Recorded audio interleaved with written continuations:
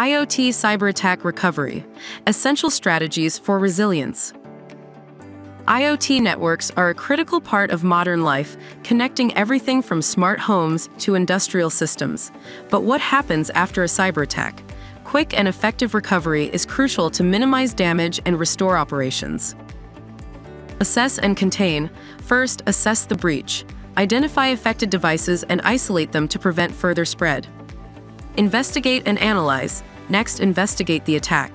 Determine how it happened, whether through weak passwords, outdated firmware, or compromised networks. Patch and update. Apply patches and updates to fix vulnerabilities. Ensure all devices are running the latest software. Restore safely.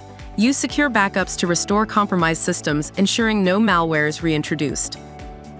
Strengthen defenses. Finally, strengthen defenses. Use strong passwords, enable encryption, and monitor devices for unusual activity.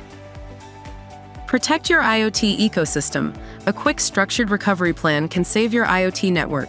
Stay prepared, stay secure. Learn how Akitra can help you achieve compliance quickly by requesting a demo at akitra.com.